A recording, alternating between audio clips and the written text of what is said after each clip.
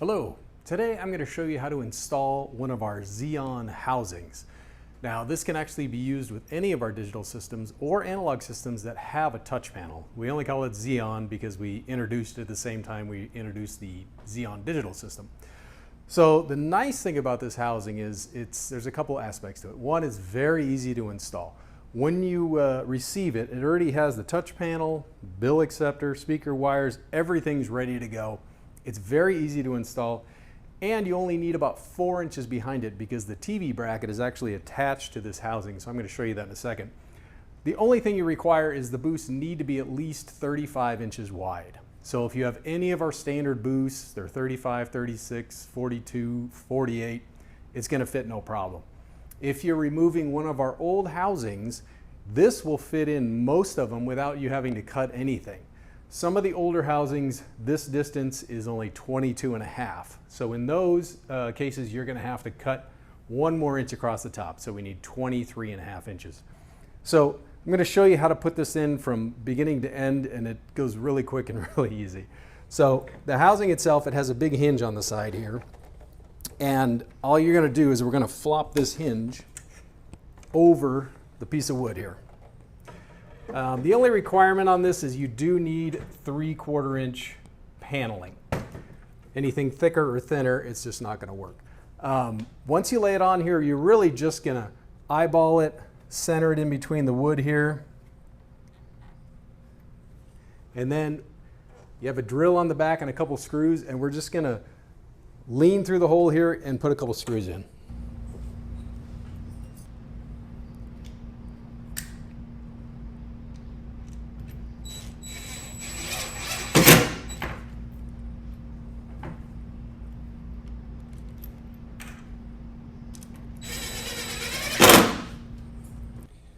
Now, if you have space behind these boosts, great. You can go back there, do a lot of this work, but if you don't, you really only need 4 inches and you can do everything from the front. Since I have the space, I'm going to go around.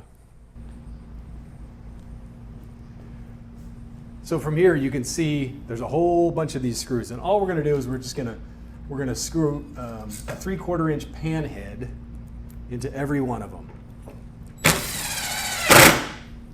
For time's sake, I'm just going to do 4.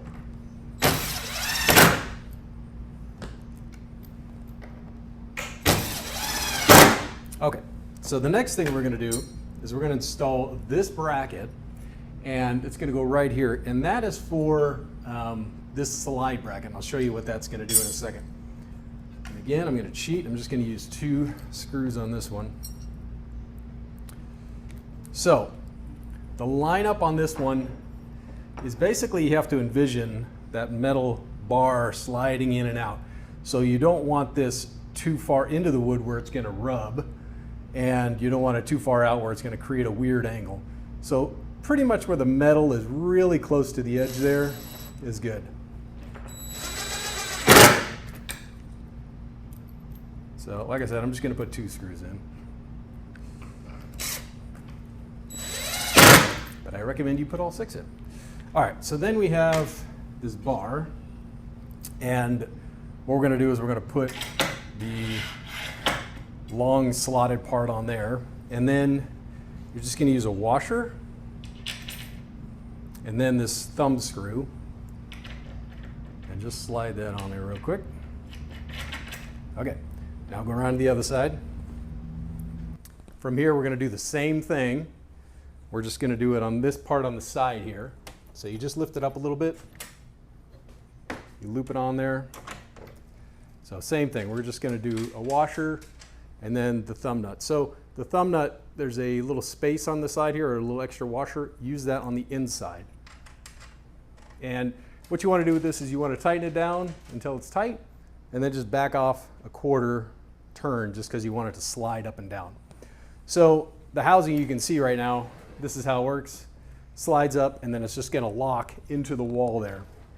But before I do that, I'm going to show you the back side where we're going to put the TV bracket. So the TV bracket is going to have it has what's called a 100 VESA mount on there, because most TVs that are in the 27, 28 inch range are going to be 100 VESA. So we're going to put the 4 nuts on here.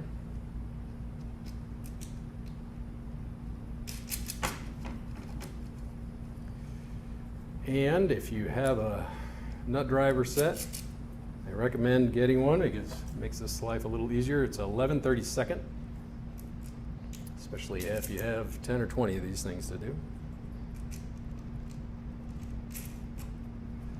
All right, just get a little tight in here.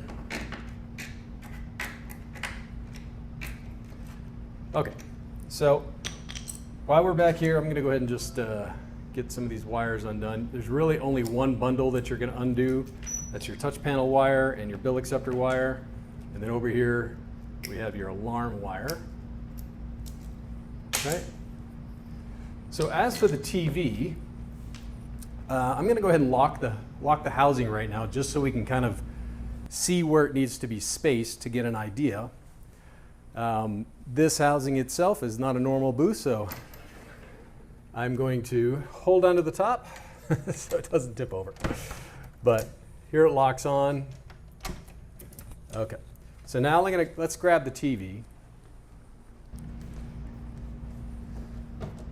So before I put the TV on, I want to just show you something about this bar. This bar, you can bend it. So it's pretty easy to bend, and you can twist it this way and that way.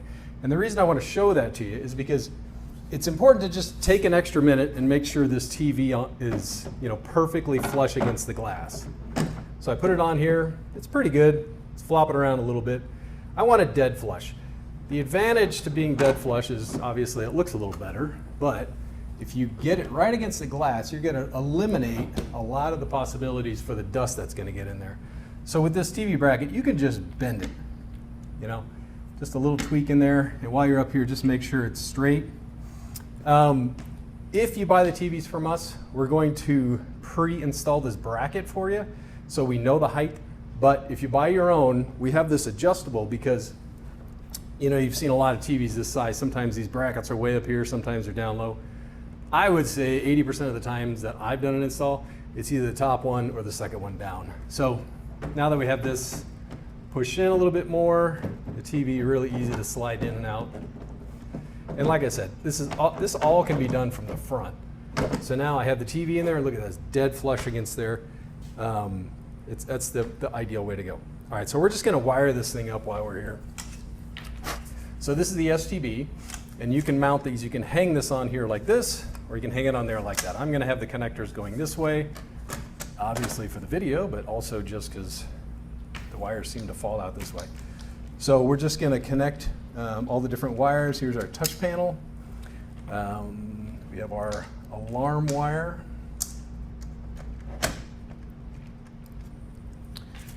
This is our TV power cord.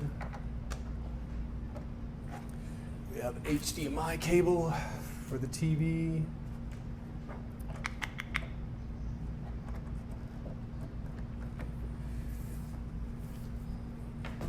And these have two HDMIs, one's for the preview, so just make sure you get the right one. Okay, as for the power strip, I typically mount it on the back here like this. It really depends on where your outlets are. So I've been to jobs where there's one outlet for 3 booths, so you have to kind of mount this on the side and turn the cord that way or mount it on the other wall. So you can put this thing obviously anywhere you want. Just it really just depends on where your outlets are.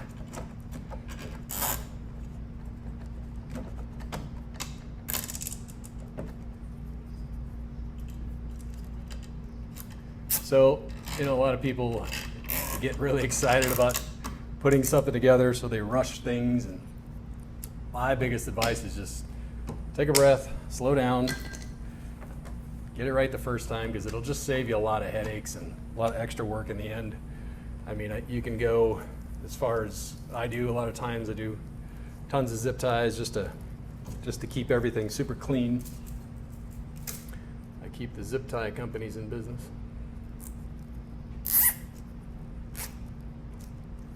All right, as for the power supply, you can mount this thing anywhere. I just put it on this, on the underside of this thing. just so you can kind of access it and you can also see it. Look at that, it stays by itself. I'm going to use the double zip tie technique here.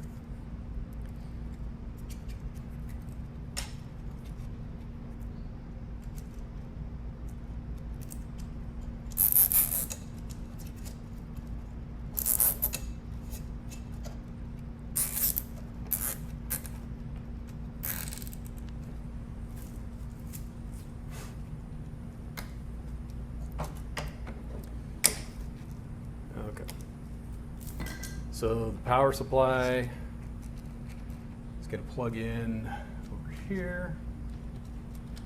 This is the only one that is a little tricky because it has this really small notch on it.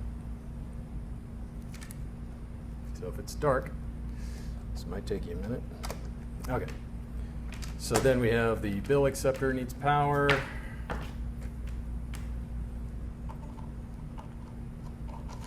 Plug in the power supply. And of course, let's plug in the main power. The only other thing you need is the blue cable that goes to the main system.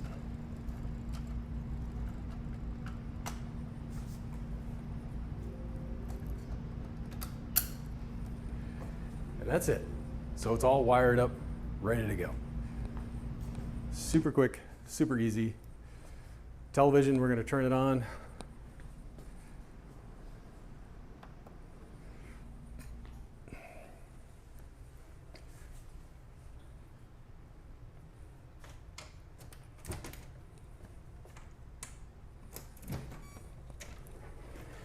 So this is the way you would access your cache.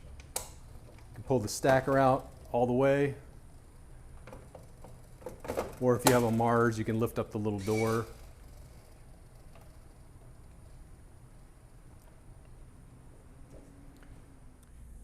All right, so we got everything powered on. We have the TV on. That's really all you got to do. The STBs are pre-registered, so when you get them, they have the booth numbers on them, and that's it. So all we got to do now is just going to test it out. So we're going to close up the housing here.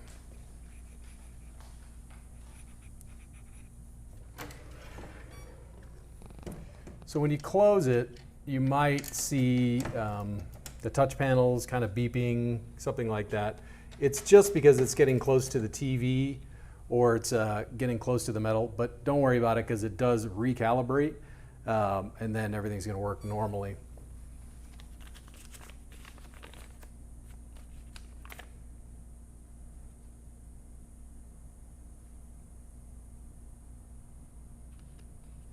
So as you can see, after a couple seconds, went back to normal. So now we put the money in, and once it gets sent to the system, you're going to get the amount of credits you have on there, and you're going to get your channel that you're on right now. So from here, you can adjust the volume. You can go up and down through the channels,